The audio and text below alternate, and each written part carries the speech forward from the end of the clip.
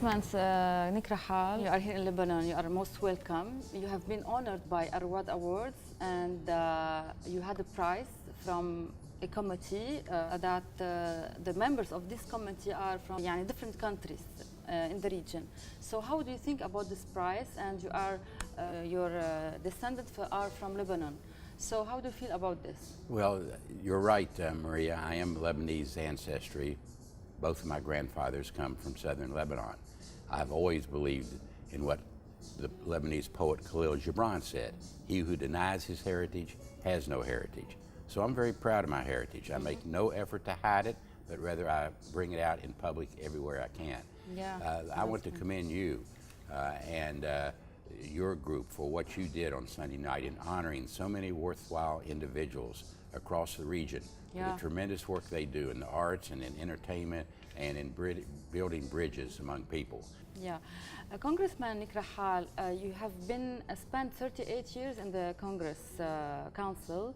So I just want to know how was your experience and what was the most difficulties that you faced during this period? Well, my first responsibilities as a member of Congress from West Virginia, my home state, of course, was to represent the constituents that sent me to Washington. And I did my very best to do that. Our coal mining industry is the largest industry in my area. Our coal miners have a lot of health, safety, and pension problems. I did my best successfully over the years to help our coal miners. I did a lot for tourism, bringing in tourism in southern West Virginia, protecting our areas from encroachment by various energy companies. So those were the challenges I faced, and I felt I dealt with them successfully in the 38 years that I served in the Congress. I regret nothing that I did, and was very proud, including my work in the Middle East, in trying to further the understanding of the American people about the issues in the Middle East. Especially you were a fierce advocate for the Palestinian case, and you visited the Palestinian territories for many times, not only once. So how do you feel about the end of this conflict between Israel and Palestine?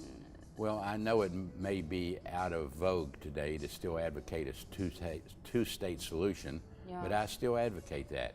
And I feel that that's the best route to pursue to achieve a comprehensive peace in the region. The Palestinians need their own state, living in security. The Israelis need their own state, living in security. And I'm talking about going back to the 1967 boundaries as far as the division between the two states, based on the Arab Peace Initiative. That is coming to the table once again. That is being put forth by some in negotiations today. Hopefully there'll be some announcement or some progress toward that Arab Peace Initiative before the Obama administration leaves office, setting the groundwork for whoever is the next president to build upon and not give up on this region. It's in America's interest. We are ready for a peace compromise? Well, right now it's very difficult. The two sides do not appear to have the chemistry and the leadership to be able to get together. They're blaming each other for too many problems that have been around for so long. The Israelis claim they don't have a partner in the Palestinian side, and the Palestinians are divided between Hamas and Fatah. So that is a real problem. The Palestinians have to unite and get together so that the Israelis no longer have the excuse that they have no partner with whom to deal. So there's issues on both sides. There's problems with the leaders on both sides of the issue. So perhaps the stars are not lining up right now. And it is incumbent upon both parties to want peace themselves. The United States cannot shove it down their throat. Why this case is now we don't see it very often in the media. We are now talking in the media and in the international media about the bombing everywhere, in Europe, in Turkey, in Lebanon, in Iraq, in the Middle East, in Syria. So I think the Palestine case is now on the side. It's not very often to talk about.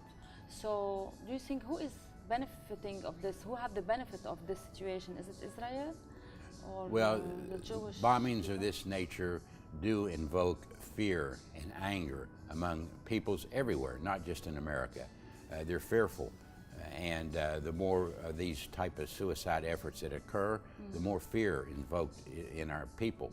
But that does not mean our leaders, such as the Republican candidate running for president, should play and should stoke those fears even further.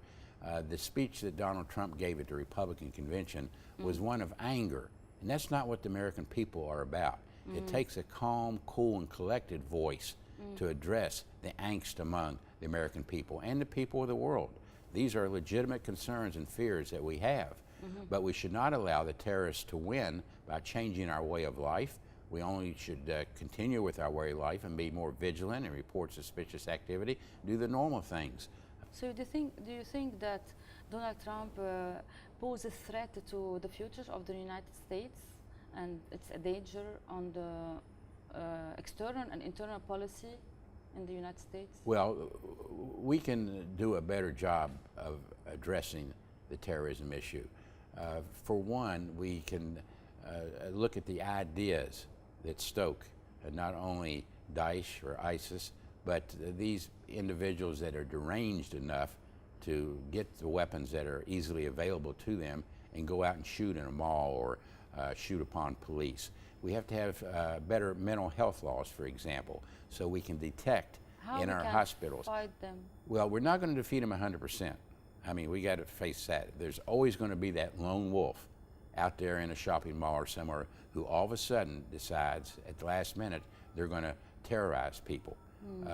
You know, let's not be naive. We're not going to defeat them 100%. We can do a better job than what we're doing today.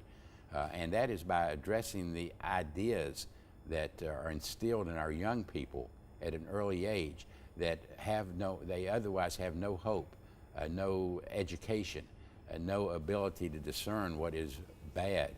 And therefore, they're easy prey for the terrorists to invoke in them a desire to strap a suicide belt around them and pull a trigger in the mall because they're led to believe they'll go on to a better life than the one in which they have this today. Is an ideology. It's an ideology we have to address. I mean, I don't say we take the bombing off the table. You have to hit their command and control centers, but in a very smart way, not just blanket bombing, but in a smart, calculated way using human intelligence that's been gathered from our allies and others on the ground. But in addition to that, we have to address the ideology, yes. Yeah. Do you think that, do you agree with President Obama when he said that to finish ISIS we need 2 decades? I did not hear him say that, and I'm not sure of the context in which he said it. But again, bombs alone are not going to defeat ISIS. We also have to have a plan after the bombing campaigns. What do you of how do suggest we, as a plan to do? Well, we have to work with all the parties in Syria especially, and in Iraq and other countries. And we have to address it politically. We have to bring all the players to the table. We have to be inclusive and transparent in that process and allow them a say, especially the people of these countries, allow them a say in their future. Do you think that Washington have been made mistakes dealing with the Syrian opposition? Yes. Our policy has been dizzy in some cases. I can't even follow it. When we draw red lines in the sand and then we don't enforce those red lines, when we call ISIS a JV of terrorists, make statements like that, those are mistakes. And there are perhaps signs that a new administration would be more vigorous in this area, that they would maybe more strongly help some vetted Syrian rebels, some of this Free Syrian Army that we can trust. Perhaps not the Free Syrian armies that they exist now, or perhaps if you know, they are vetted and if our intelligence can prove to the decision makers in Washington that the arms we give them, perhaps give them, or the help we give them, are not going to end up in ISIS hands.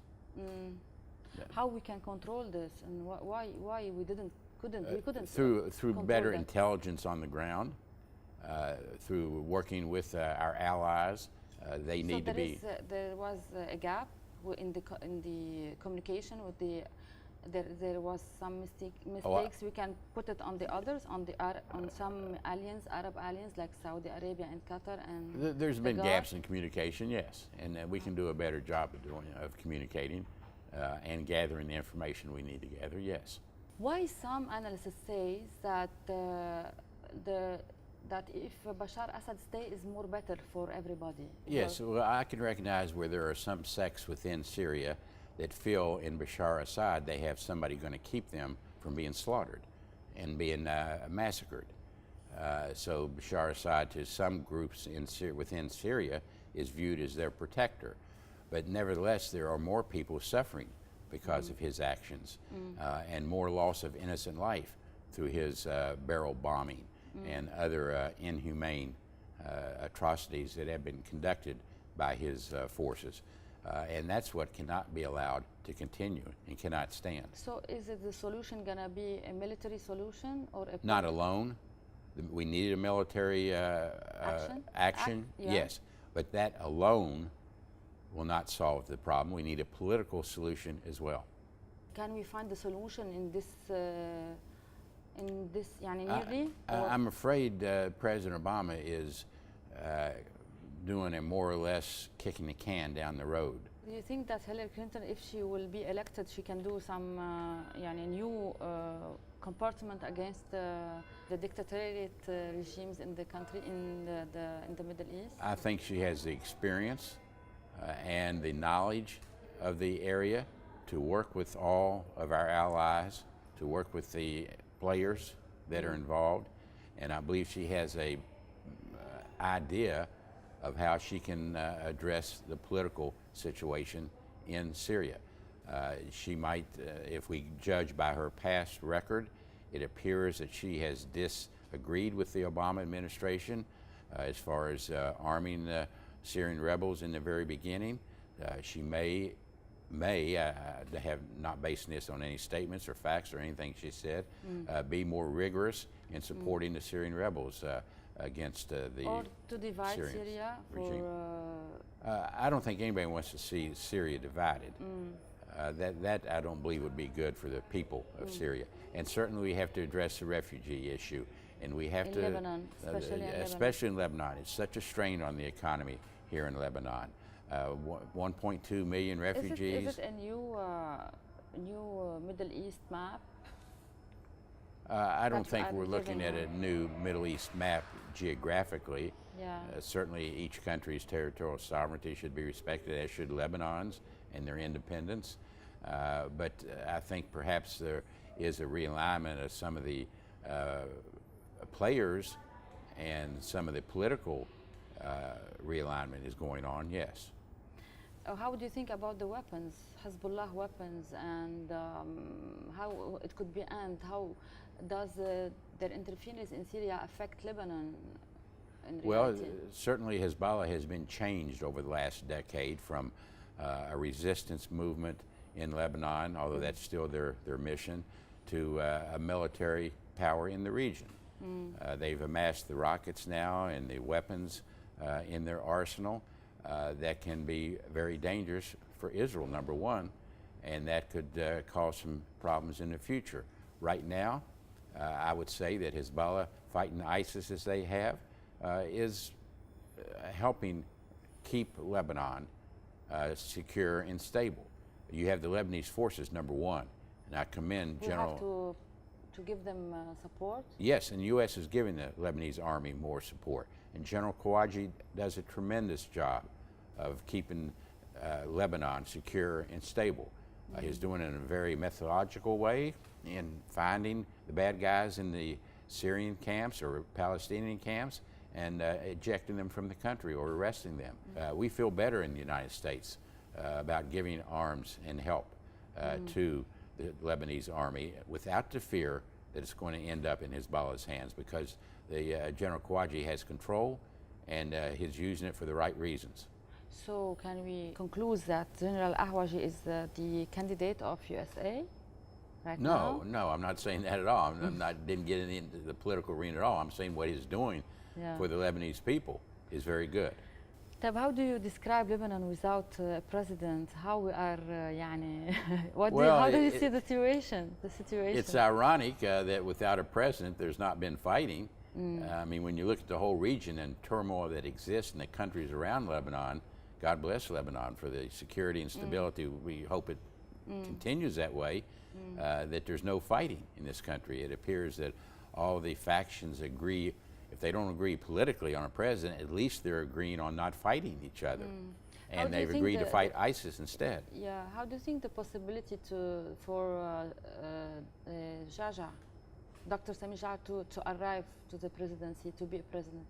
Well, I'm not going to comment on one candidate over another. There are some individuals out there that, of course, are vying for the office of president. Everybody knows that some of the outside regional players have a say in who the next president will be. I think that's unfortunate. I think the Lebanese should get together and decide among themselves. And if they want to change their electoral law or their constitution, that should be the Lebanese people's decision, free and independent of outside forces. People says, and in the media, it's very well known that the presidency or the paper of the presidency is in the hands of Iran and Hezbollah. They can decide when, where, and who can be the next. Well, and then some say it's Saudi Arabia too. The two are the two main factors from the outside affecting Lebanon. But again, it goes back to Syria. I think what happens in Syria is going to be very important to the future of Lebanon, and that's why we need a political solution to the issue of Syria and Iraq. So the fighting around Lebanon affects when and where the outside powers, if they are going to come together and reach an agreement to help Lebanon. You were yesterday with a meeting or a dinner with the new ambassador in Lebanon, American Elizabeth Richard, yes. Yeah. Very qualified individual. She will do a good job. How can you say a word about her? She's well qualified. Yeah. She's hit the ground running, so to speak, here in Lebanon, and she will represent the U.S. To the best of any of our ambassadors. We've had some good ones here too. And she is making her rounds now to the various groups in Lebanon to tell them that the United States is here to help them. Yeah, it's a small country, and they say, now Lebanon, we don't want to talk. We have to make an agreement between Saudi Arabia and Iran, and we have to make a solution in Iraq and in Syria, and then we have we think about to find a solution for Lebanon. So, well, we are not on the agenda. That's what I mean. Well, Lebanon is doing very well security-wise today because this is why you are its, in Lebanon, and you are not afraid about. I'm not afraid to come to Beirut. Really? Not afraid to come to Lebanon. I tell everybody in the United States that they should not be afraid. Our business people should not be afraid to come here and do business in Lebanon. Really, you approached that? Yeah? Yes. Good. I mean, it's as safe today as Washington D.C. is. Even our economy is very bad and going very bad. Well, you have a central bank governor that's doing a good job that has really tempered some money laundering laws that otherwise would have hurt some good institutions here in Lebanon that serve the people, that provide important services to the people. So I give your central bank governor a great deal of credit for ironing out the wrinkles that exist in that new U.S. law. And what do you think about the bombings that happened to one of the banks, Lebanon wal Mahjar? Well, that was intended to send a message, but I believe that is before. Who do you think is responsible of it? I have no idea who's responsible. Who is responsible of all the assassinations that was done in Lebanon? Hariri, Rani Mawad, Rafiq Hariri, Rani Mawad, and all the others of the revolution. There's been investigations. There's an international tribunal that's been set up to address. Do you think gonna have a solution or an answer about all the questions? The international tribunal. Inshallah. Congressman Nick Rehal, you are the chairman of a foundation, that Mawad Foundation. So do you have some work in Lebanon or only in, what is your... Well, there's a Lebanon branch of the Renee Mawad Foundation, and there's a Washington, D.C. branch. I'm chairman of the board of the Washington, D.C. branch in America. And the work that the foundation does is of tremendous benefit to the Lebanese people, especially the young people. In U.S.? here in Lebanon. And in U.S., there is Lebanese. You can help Lebanese people. By raising money, Yeah. and by sending it here to Lebanon, where it will be put to work in good use for the children of Lebanon. USAID is a good partner with the Renee Mawad Foundation in building water and sewage systems across Lebanon, again, to help the people. There is a great deal that our government has done that doesn't get the publicity or the headlines of a lot of other actions in this region. But nevertheless, the U.S. is here, and that is a way that we can fight terrorism as effectively, if not more so than bombs, is through our USAID program, helping the infrastructure of the country, helping the educational system, helping change the minds or... USAID, we call it in Lebanon. Yes. They do tremendous work.